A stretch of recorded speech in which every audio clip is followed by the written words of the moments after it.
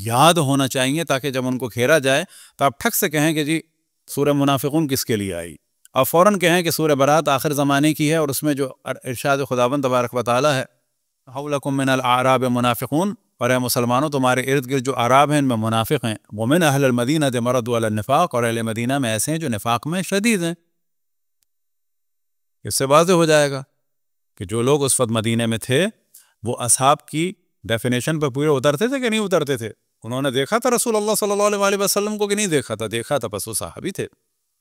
ایک صحابی تھے رسول اللہ صلی اللہ علیہ وسلم کے، اور سگے پھوپھیزاد بھائی بھی تھے۔ ہم نے جب موضوع کو ڈسکس کیا تو ایک صاحب نے نیچے کمنٹ لکھا کہ اگر یہ ماموں تھے تو پھوپھیزاد بھائی بھی تھے، تو ہم نے کہا کہ ہم تو رسول اللہ کے سگے چچا کو بھی نہیں مانتے اگر وہ دین پہ نہ ہو۔ سورہ لہب نازل ہوئی۔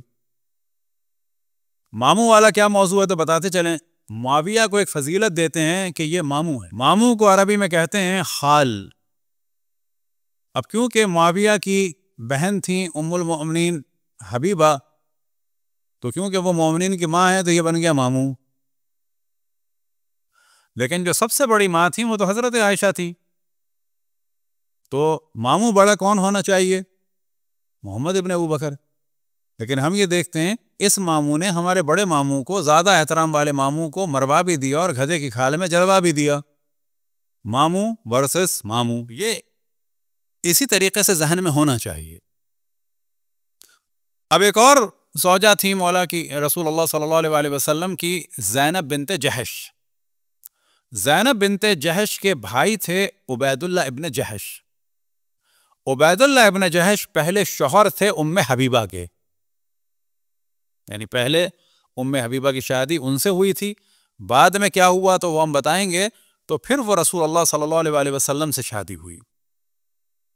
ام حبیبہ کے شوہر تھے عبید اللہ ابن جحش، صحابی تھے، اور رسول اللہ صلی اللہ علیہ وسلم کے ایک طرح سلیکٹڈ لوگوں میں سے تھے کہ جن کو حبشہ بھیجا ہجرت پہ، وہاں بجائے جا کے دین کی خدمت کرتے خود عیسائی ہو گئے۔ تنصر فمات علی نصرانیتہ، خود عیسائی ہو گئے اور اسی عیسائیت کے عالم میں مرے موصوف۔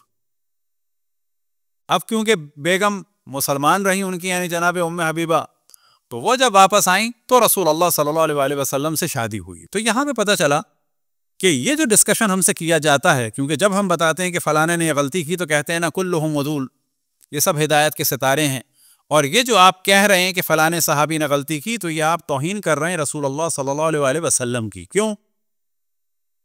کہ کیا یہ ہو سکتا ہے کہ جو رسول کی بزم میں بیٹھے ہوں وہ غلطی کر دیں؟ تو کہا جائے گا رسول کی بزم میں بیٹھے والے ان کے سلیکٹڈ افراد صحابی بھی ہیں، پھوپھیزاد بھائی بھی ہیں، ان کو انہوں نے حبشہ بھیجا ہے، سلیکٹڈ لوگوں کی صورت میں بھیجا ہے، وہاں بجائے جا کے دین پھیلاتے خود ہی دین سے نکل گئے۔ کیا رسول اللہ صلی اللہ علیہ وسلم نے جناب حضرت جعفر طیار نے جب وہاں پر تھے اور جو دیگر اصحاب تھے یا خود ان کی زوجہ نے نہیں سمجھایا ہوگا؟ نہیں آئی بات سمجھ میں؟ کیا بعد میں رسول اللہ صلی اللہ علیہ وسلم نے کسی کے ذریعے سے نصیحت نہیں کروائی ہوگی؟ نہیں وہ اثر ہوا؟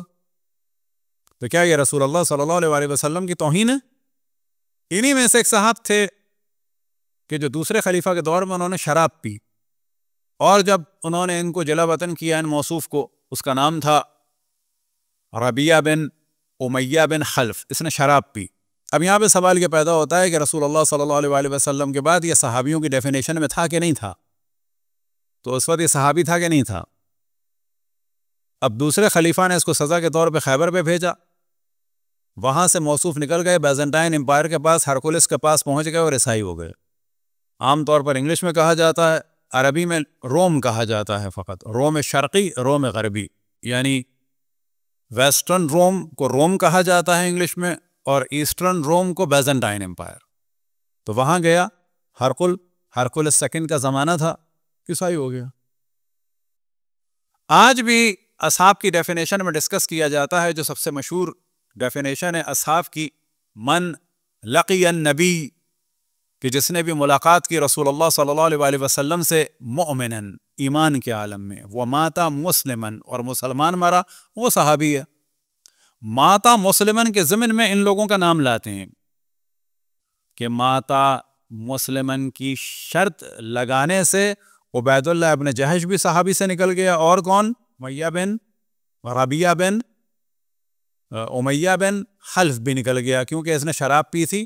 اب یہاں پر اور بھی لوگ ہیں لیکن انہی کی مثال کافی ہے کہ ایک رسول اللہ صلی اللہ علیہ وآلہ وسلم کی زندگی میں اور عیسائی ہو گیا, یہ دوسرے خلیفہ کی زندگی میں شراب پینے کے بعد جب سزا ملی تو بھاگنے کے بعد وہاں پر جو ہے وہ پولیٹیکل اسائلم لیا, اور اس زمانے میں شاید وہاں پر اتنا شاید آزادی نہ ہو تو اس کو عیسائی بھی ہونا پڑا. یہاں تک بات ہو گئی تو ہم کہتے ہیں کہ جب صحابی اس طرح سے کافر ہو سکتے ہیں تو اشرف الانبیاء نے ایک معیار دیا ہے, لا یحبک یا علی لا یحبک الا مؤمن ولا یبغضک الا منافق, کہ اے علی تم سے کوئی بغض نہیں کر سکتا مگر یہ کہ وہ مومن ہوگا, اور کوئی بغض نہیں رکھ سکتا مگر یہ کہ منافق ہوگا, اور کوئی محبت نہیں کر سکتا مگر یہ کہ وہ مومن ہو. اب یہ جو آپ نے فرمایا یا علی لا یحبک الا مؤمن ولا یبغضک الا منافق, تو یہ کیوں فرمایا؟ یہ اسی لیے فرمایا کہ تاکہ ہم پہچان سکیں کہ بعد رسول اللہ صلی اللہ علیہ وآلہ وسلم نفاق کی وجہ سے, یہ افراد کس کی وجہ سے دین سے نکلے؟ معیار کی وجہ سے بھی لوگ صحابیت سے نکل جاتے ہیں. کس معیار کی وجہ سے؟ نفاق کی وجہ سے. نفاق زیادہ خطرناک ہے اور زیادہ قابل مذمت ہے کس کی نسبت؟ کفر کی نسبت. کفر میں معاملہ کلیئر ہو جاتا ہے, یاد رکھیں کہ میں ہمیشہ مثال دیتا ہوں, اگر ہمارے 1000 افراد ہیں, ہم پلاننگ کر رہے ہیں 1000 افراد کی بنیاد پہ, پتہ چلا اس میں 600 منافق ہیں. اگر پتہ ہوتا کہ 400 ہیں تو ہم 400 کے حساب سے پلاننگ کرتے. ابھی کتنے خطرناک ہیں, آدمی دشمن کے ہیں, کھانا ہمارا کھا رہے ہیں. اب اگر ہم فوج میں جائیں گے, پتہ ہوتا تو ہم جنگ کرتے نہ کرتے یہ ایک الگ مسئلہ ہے. 400 افراد کو کھانا کھلاتے, 400 افراد کے گھوڑے خریدتے, 400 افراد کا اسلحہ لیتے, 400 افراد کے گھوڑوں کا چارہ ہوتا. یہ 600 دشمن کے افراد کے گھوڑے بھی ہم نے پرووائڈ کیے, 600 دشمن کے افراد کے گھوڑوں کا چارہ بھی پرووائڈ کیا, 600 دشمن کے افراد کے لیے خیمے اور کھانا اور پینا اور تلواریں اور ڈھال اور اسلحہ اور نیزے اور تیر سب ہمیں کرنا پڑ گئے. پتہ چلا یہ ساری چیزیں ہمارے خلاف ہی استعمال ہو گئیں. تو کہا جائے گا یہ جو 600 افراد ہیں وہ دشمن کے 10,000 افراد سے زیادہ خطرناک ہوئے ہیں, اور وہ کھلے ہوئے تھے, یہ چھپے ہوئے تھے. تو منافق زیادہ خبیث ہے اور زیادہ خطرناک ہے بے نسبت اس کے کہ جو کھل گیا. تو اس موضوع کو ہمارے مومنین کو پڑھنا چاہیے, دقت کرنی چاہیے, اور کوشش کرنی چاہیے کہ ہم میں سے ہر آدمی جتنا ہو سکتا ہے مذہب حق اہل بیت علیہم السلام کا دفاع کرے. کوئی اگر کہتا ہے کہ جی آپ لوگ صحابہ کو نہیں مانتے تو اس طریقے سے فوراً ڈسکس کرے.